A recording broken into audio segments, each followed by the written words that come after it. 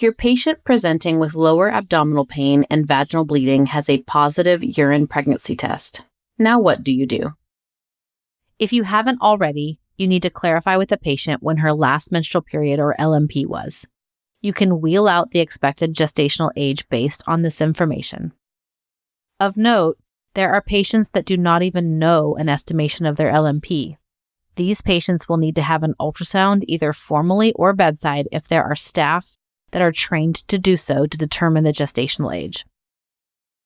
If she is greater than 13 weeks, you should consult an OBGYN, as they typically will need to be involved in second trimester pregnancies. If she falls within the first trimester, which is less than 13 weeks, then your main concern should be ectopic pregnancy and needs to be ruled out. An ectopic pregnancy is an emergency as it can be fatal to the patient if left untreated. Ectopic pregnancy can occur without any risk factors at all, but there are also some helpful risk factors for you to be aware of. If the patient has had a prior ectopic pregnancy, any previous tubal surgery, and/or any history of any PID or pelvic inflammatory disease, or if they've had an STI, which is a sexually transmitted infection, your suspicion of ectopic pregnancy should be higher. To evaluate for an ectopic pregnancy, order a blood test for a quantitative beta-hCG as well as an ultrasound. Remember, most facilities will provide you a range of levels for beta-hCGs that match to an estimation of how many weeks pregnant they are. However, I encourage you not to follow those ranges to predict gestational age. They often are very inaccurate for this and lead to more confusion than help. What you can use those ranges for is ultrasound comparison. The general rule is that if a patient has a beta-hCG level between 1,000 to 2,000, a gestational sac should be visible in the uterus with an ultrasound.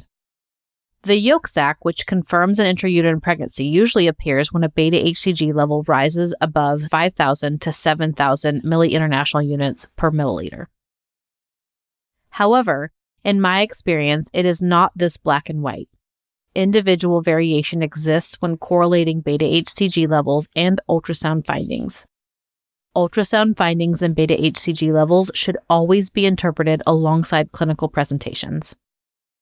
I have had patients that have levels in the 2,500 range, and I was not able to see anything in the uterus, nor did they have anything seen on ultrasound in the pelvis that was suspicious for an ectopic. The point here is that once you have that beta-hCG result and the ultrasound, as well as your exam completed, you should call and consult with an OBGYN physician if your suspicion for an ectopic pregnancy is high. The OBGYN physician will follow up closely with these patients for repeat visits, laboratory tests, and ultrasounds. Aside from an ectopic, other possibilities could be an early intrauterine pregnancy, a finding that does not yet require an OBGYN intervention, or a miscarriage. If the ultrasound reveals an obvious ectopic pregnancy, the patient is hemodynamically unstable and/or the location of the pregnancy cannot be determined, then an immediate consult is needed for further evaluation and treatment. In the next Medmastery lesson, my colleague Dr. Lobo will guide you through identifying an ectopic pregnancy on ultrasound. So I hope you liked this video. Absolutely make sure to check out the course this video was taken from and to register for a free trial account which will give you access to selected chapters of the course. If you want to learn how Medmastery can help you become a great clinician, make sure to watch the About Medmastery video. So thanks for watching, and I hope to see you again soon.